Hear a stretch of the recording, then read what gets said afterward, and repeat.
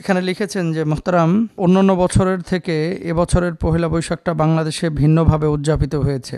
এখানে পলাতক শেখ হাসিনার মূর্তি বানানো হয়েছে এবং সম্প্রতি আপনারা দেখেছেন যে অনেক হুজুরও এবছর পহেলা বৈশাখ পালন করেছে। এ ব্যাপারে শরিয়ার বক্তব্য কি, আসলে ইসলাম এগুলো অনুমোদন করে কিনা? আপনার কথার সাথে আমি একমত।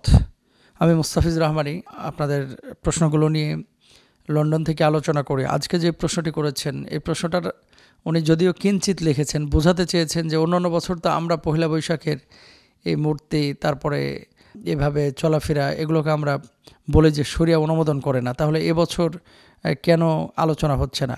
দেখেন, এবছর আমরা আলোচনা করেছি যে পহেলা বৈশাখ আমাদের যেগুলো কালচার, ধান কাটা, ধান ওঠানো, তারপরে লুঙ্গি পরা, তারপরে খাবার দাবার আপনি খেতে পারেন, যেটা বাঙালি কালচার বা সংস্কৃতির সাথে জড়িত সেগুলো আপনি করেন, সমস্যা নাই। কিন্তু যেগুলো ইসলাম অনুমোদন করে না বা শরিয়ার সাথে সাংঘর্ষিক, সেগুলো আপনি বর্জন করেন। পহেলা বৈশাখে অন্যান্য বছরও আমরা দেখেছি যে দাড়ি টুপিওয়ালা যারা ছিলেন, ইসলামিক আইডল অথবা ইসলামী আন্দোলনের কর্মী অথবা ইসলামিক জীবন ধারায় যারা চলাফেরা করতেন, এদেরকে রাজাকারের ট্যাগ দিয়ে, বড় বড় দাঁত দিয়ে টুপি লাগায় তারা এই পহেলা বৈশাখে শোভাযাত্রা করত। তো এবছর এগুলো আল্লাহর ফয়সালা আসলে, যে অন্য বছর নিজেরা করতো, আরেকজনকে কটাক্ষ করে এবার নিজেই কটাক্ষের মুখোমুখি হয়ে গেছে। এই বড় বড় দাঁত তারও হয়েছে এবং তাদেরকেও ওইভাবে দেখানো হয়েছে। প্রথমত হচ্ছে, কোনো এই ধরনের ভাস্কর্য এবং কাল্পনিক রূপকে ইসলাম অনুমোদন করে না, সেটা আপনার শত্রুর হোক অথবা বন্ধুর হোক। এটা আমরা নিজেরাও পছন্দ করি নাই, কারণ কুকুরে কামড়াইলে আপনি কি কুকুরকে কামড় দেবেন? একটা কথা বাংলাদেশে আছে। কথা হচ্ছে যে আপনি প্রতিবাদ করবেন, আপনি ঘৃণা করবেন, আপনি সমালোচনা করবেন, অবশ্যই সেটা আপনার রাইট আছে। কিন্তু যেহেতু ভাস্কর্য এগুলোর জন্য রাসূল সাল্লাল্লাহু আলাইহি ওয়াসাল্লামের নিষেধাজ্ঞা অনেক আগে থেকেই, সেহেতু এই সমস্ত কাজগুলো আসলে ঠিক না। 2 নম্বর বিষয় হচ্ছে, হুজুররা এবছর বৈশাখ পালন করেছে, কেউ লাঙ্গল নিয়ে, কেউ মাথায় মাথল বলে উত্তরাঞ্চলে, এগুলো দিয়ে, তারপরে আপনার গেঞ্জি পরে, লুঙ্গি পরে বৈশাখ উদযাপন করেছে। হয়তোবা তাদের টেন্ডেন্সি, চেতনা ছিল যে অবলিগে একটা কিছু দাঁড় করানো, যাতে করে আমাদের মানুষ মেসেজ পায় যে আমরা এটার বিপক্ষে না এবং সীমাবদ্ধতার মধ্যে থেকে আমরা আনন্দ বিনোদন করব। সেটা একান্তই তাদের ব্যক্তিগত বিষয়।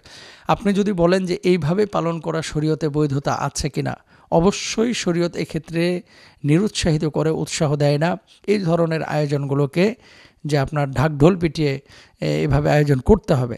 আর যারা ইসলামিস্ট, যারা ইসলামকে ফলো করে এই আয়োজনটা করেছে, এটা তারা ব্যক্তিগতভাবে করেছে, যে অন্যান্য বছর এই মানে অমুসলিমদের মতো এই ভাস্কর্য নিয়ে লাফালাফি করা হয়, এবার আমরা সেটা না করে বাঙালি কালচারটাকে প্রেজেন্ট করব। তো একদিক থেকে এটা প্রশংসার দাবি রাখে, অন্যদিক থেকে শরিয়া যেহেতু এটাকে আমলযোগ্য অনেকে মনে করবে, প্রতি বছর শুরু করবে, এর জন্য নিরুৎসাহিত করে। এখন আপনার ব্যক্তিগত বিষয়, অপিনিয়ন, আপনি কোনটা করবেন। আরেকটা বিষয় আপনাদেরকে বলি, সেটা হচ্ছে কালচার বা সংস্কৃতি, আনন্দ, এগুলো কি ইসলামে নেই? অবশ্যই আছে, সেটা সীমার মধ্যে থেকে। আপনি সীমার মধ্য থেকে যা করতে চান, ইসলামী যে রূপরেখা আপনাকে দিয়েছে। নবীজিকে আনন্দ করেন নাই? অবশ্যই করেছে, স্ত্রীদের সাথে আনন্দ করেছে, খেলাধুলা হয়েছে, নবীজি দাঁড়িয়ে দাঁড়িয়ে দেখেছেন।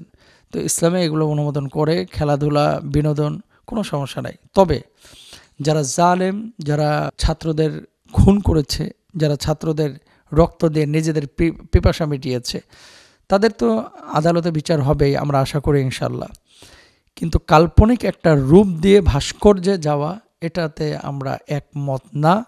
তবে তাদের বিচার, তাদের ফাঁসি, তাদের আইনের মুখোমুখি করা, এটাতে আমরা একমত। সুতরাং যে কোনো বিষয় পালন করার ক্ষেত্রে একটু শরিয়ার দিকে আমাদের নজর দেওয়া উচিত। আর যদি আপনি ইসলাম ফলো করেন, আর যদি ইসলাম ফলো না করেন, আপনি যা খুশি আপনি করতে পারেন, সেটার জবাব আপনি দেবেন, এটার জবাব আমি দিতে পারবো না। সুতরাং ভাই, আশা করছি আপনি উত্তর পেয়েছেন। আল্লাহ তাআলা আমাদেরকে বুঝ দান করুন।